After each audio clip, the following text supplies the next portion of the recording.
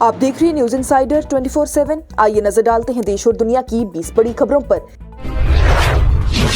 Iran के साबिक IRGC commander Rezaei की जानिब से सख्त बयान देते हुए कहा गया कि अगर अमेरिका ने ईरान पर कोई भी नया हमला किया तो ईरानी फौज करारा और तबाहकुन जवाब देने के लिए पूरी तरह से तैयार है। उन्होंने कहा कि ईरानी लोग जंग नहीं चाहते हैं, लेकिन अगर मजबूर किया गया तो सब मिलकर मुकाबला करेंगे। रेजाई की जानिब से चेतावनी दी गई है कि वेस्ट एशिया में मौजूद अमेरिकी बेसिस ईरानी फौज की दस्तराज में है और हमले की सूरत में उन्हें निशाना बनाया जा सकता है। उन्होंने ये भी कहा है कि बाहरी दबाव, साजिशों और पाबंदियों ने ईरान को सिक्योरिटी और दिफाई सलाहियत में मजीद मजबूत बनाया है और अमेरिका को किसी भी कदम से पहले इसका अंजाम सोचना चाहिए।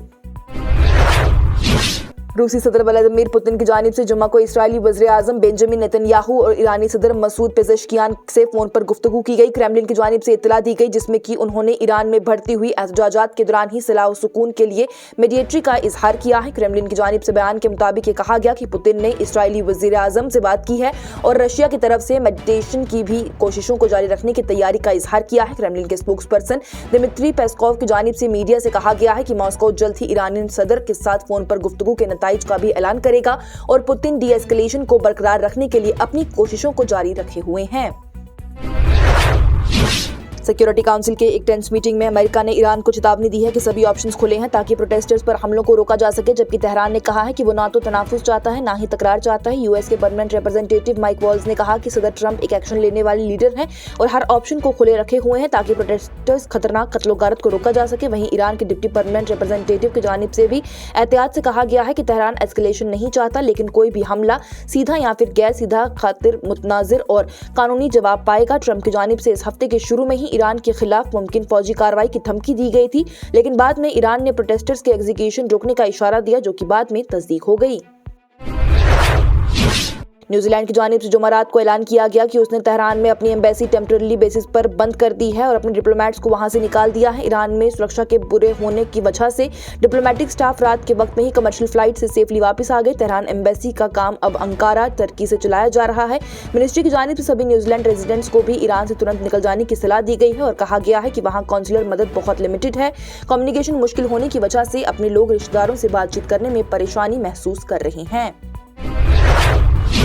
सख्त सर्दी और भारी बर्फबारी के बावजूद भी लद्दाख के जिला करगिल में अवाम ने एक पुरअमन एहतजाज रिकॉर्ड किया, जहां पर हजारों लोग सड़कों पर निकले और अमेरिका और इसराइल की पॉलिसीज के खिलाफ नारे लगाए गए। एहतजाज करने वालों ने इस्लामी जमहूरिया ईरान और उसके रहनुमा आयतुल्लाह अली खामेनी के साथ यकजहती का इजहार किया और गैर मुल्की मुदाखलत की मजम्मत की। मनाजिर में हिंदुस्तानी और ईरानी परचम लहराते हुए देखे गए, जबकि रैली का मकसद ईरान की खुद मुख्तारी और इलाकाई खुद इख्तियारी के हक में आवाज बुलंद करना बताया गया। जम्मू कश्मीर अवामी इत्तेहाद पार्टी के मेंबर पार्लियामेंट इंजीनियर रशीद की जानिब से external affairs minister S Jaishankar को खत लिखकर कश्मीरी स्टूडेंट्स की ईरान से महफूज वापसी और रेस्क्यू के लिए फौरन मदाखलत की दरख्वास्त की गई। इंजीनियर रशीद की जानिब से अपने खत में कहा गया है कि ईरान के मुख्तलिफ इलाकों में स्टूडेंट्स की हालात बहुत ख़राब हैं और अपनी घरवालों से वो मिलने के लिए बहुत परेशान है, इसलिए इन एक्सटर्नल अफेयर्स मिनिस्टर्स का फौरन एक्शन उनकी आखिरी उम्मीद है। उनकी जानिब से इस खत को एमरजेंसी के तौर पर समझने और स्टूडेंट्स की हिफाजत के लिए वापसी और इवैक्यूएशन को इंश्योर करने की अपील की गई। जम्मू कश्मीर वक्फ बोर्ड की चेयरपर्सन डॉक्टर रक्षा अंद्राबी की जानिब से आज कहा गया कि वक्फ प्रॉपर्टीज के हवाले से सियासत नहीं होनी चाहिए। उन्होंने बताया कि पूरे मुल्क की वक्फ प्रॉपर्टीज उम्मीद पोर्टल पर रजिस्टर की गई हैं और जम्मू और कश्मीर की तमाम मस्जिदें और वक्फ इदारे भी शामिल हैं। अंद्राबी की जानिब से जोर देकर कहा गया है कि इससे मसाजिद और इमाम बाड़े महफूज रहेंगे और कमेटी को डर या फिर हिचकिचाहट नहीं होनी चाहिए। उन्होंने ये भी कहा कि ये कोई सियासी एजेंडा नहीं बल्कि मसाइल के मुस्तकबिल के लिए है और वक्फ बोर्ड के साथ मिलकर लोगों को इस सिलसिले में तालीम भी दी जानी चाहिए। जम्मू और कश्मीर के नायब वज़ीर आला सुरेंद्र चौधरी की जानिब से MLA सुजात लोन के जम्मू और कश्मीर को अलग करने के बयानात को सख्त अल्फाज में मुस्तरद करते हुए कहा गया कि तलाक जैसे अल्फाज सिर्फ बचकाना सोच का इजहार करते हैं। उन्होंने कहा कि जम्मू और कश्मीर एक मजबूत खानदान की तरह है और इसकी तकसीम से सकाफत और माशियत तबाह होगी। नायब वज़ीर आला ने मिसाल दी है कि सिर्फ एक रास्ता बंद होने से यानी दरबार मूव बंद होने से जम्मू की तिजारत मुतासिर हुई थी, इसलिए पूरा रियासत अलग करने का मॉडल कामयाब नहीं होगा। उन्होंने जोर देकर कहा है कि मसला अलग रियासत का नहीं बल्कि जम्मू और कश्मीर के बुनियादी मसाइल का है और जवानों और आने वाली नस्ल की राय लेनी चाहिए। कश्मीर के मुख्तलिफ इलाकों में जुम्मा नमाज के बाद ईरान की हिमायत में पुरअमन एहतजाज किए गए, जहां पर श्रीनगर, पुलवामा और बडगाम के शिया अक्सरियत वाले इलाकों में लोग सड़कों पर निकल आए। एहतजाज करने वालों ने ईरान और उसके रहनुमा आयतुल्लाह अली खामेनी के साथ उसके हक में, जबकि अमेरिका और इसराइल के खिलाफ नारे लगाए और बाहरी मुदाखलत की मजम्मत की। पुलवामा में मकामी शिया रहनुमाओं ने कहा है कि ये एहतजाज मुसलमानों पर होने वाले जुल्म के खिलाफ की आवाज़ है और कश्मीर के लोग पूरी दुनिया के मुसलमानों के साथ यकजहती का पैगाम देना चाहते हैं। पीपल्स डेमोक्रेटिक पार्टी के सरबराह महबूबा मुफ्ती की जानिब से अमेरिका की खारजा पॉलिसी पर सख्त तनकीद करते हुए कहा गया कि अमेरिका कभी भी मुसलमान ममालिक का दोस्त नहीं रहा और जमहूरियत के नाम पर उन्हें तबाह करता आया है। उन्होंने ईरान के साथ यकजहती का इजहार करते हुए कहा है कि अगर ईरान ने अमेरिका और इसराइल के जाल को ना समझा तो उसकी हालत गाजा या फिर सीरिया जैसी हो सकती है। महबूबा मुफ्ती ने कश्मीर में ईरान की हिमायत में होने वाले एहतजाजात का खैर मकदम करते हुए कहा है कि अमेरिका और इसराइल इस्लाम के दुश्मन हैं और मुसलमानों को उनके खिलाफ एक साथ खड़े होकर रहना चाहिए।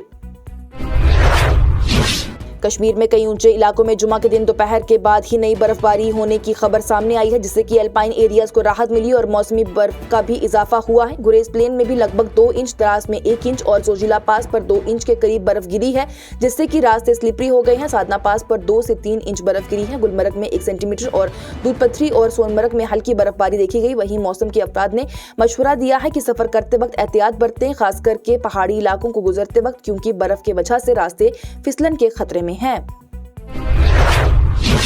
आम आदमी पार्टी के राज्यसभा के मेंबर पार्लियामेंट संजय सिंह की जानिब से मिर्जापुर में एक अवामी इज्तिमा को खिताब करते हुए मरकजी हुकूमत और तहकीकाती इदारों पर सख्त इल्जाम लगाया गया। उन्होंने ईडी और सीबीआई को मोदी सरकार की गुंडे करार दिया और कहा कि ये इदारे हिज़्ब इख्तिलाफ को दरबाने के लिए, डराने के लिए लगाए गए हैं। उनकी जानिब से कहा गया है कि समाजी इंसाफ और रोजगार के मसाइल भी उठाने चाहिए और मुतालबा किया कि बेरोजगार नौजवानों को माहाना 10,000 रुपए का बेरोजगारी भत्ता दिया जाना चाहिए या फिर जरूरत पड़ने पर उन्हें सरकारी काम में शामिल किया जाना चाहिए। जम्मू में बीजेपी के एमएलए विक्रम रंधावा की जानिब से आज कहा गया कि अलग जम्मू रीजन का मुतालबा अभी भी जिंदा है और ये लंबे अरसे से जम्मू पर कश्मीर के गलबे का नतीजा है। उन्होंने जोर देकर कहा है कि कौमी कानूनी यूनिवर्सिटी सिर्फ जम्मू में ही कायम होनी चाहिए और इसका आखिरी फैसला मरकज पर है। रंधावा ने बताया कि जम्मू अब तालीम का मरकज बन चुका है और कश्मीर समेत मुख्तलिफ इलाकों का तलबा भी यहाँ पर पढ़ने के लिए आ रही हैं, जबकि जम्मू के तलबा के कश्मीर में पढ़ने की मिसाल ना के बराबर है।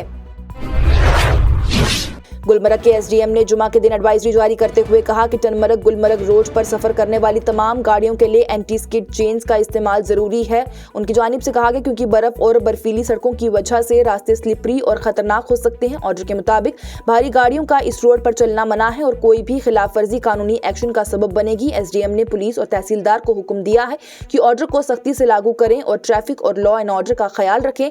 वहीं रिहायशी और मुसाफिरों को मशवरा दिया गया है कि वो एहतियात बरतें और ऑफिशियल हिदायत पर अमल करें। बिहान मुंबई म्युनिसिपल कॉर्पोरेशन यानी बीएमसी इलेक्शंस में बीजेपी ने लगभग 3 दशकों से चल रही शिवसेना की कब्जे को तोड़कर सबसे बड़ी पार्टी उभरकर सामने आई है। बीजेपी की क़यादत वाली इत्तेहाद लगभग 125 सीटें हासिल कर रही है, जबकि मुंबई के अलावा पुणे और पिंपरी चिंदवाड़ में भी बीजेपी ने एनसीपी और उसके इत्तेहाद को भारी मतों से हरा दिया। डिप्टी सीएम एकनाथ शिंदे की शिवसेना के अच्छे परफॉर्मेंस के साथ बीजेपी अब कैश रिच बीएमसी को गवर्न करने के लिए ड्राइवर सीट पर नजर आ रही है। मुंबई में बीजेपी की जीत से शहर की सियासत का रुख बदल गया। जहां पहले ठाकरे की क़यादत वाली शिवसेना की पहचान और मराठी अस्मिता को अहमियत दी जाती थी, अब बीजेपी का विकास और अर्बन इंफ्रास्ट्रक्चर का एजेंडा डोमिनेटिंग हो गया।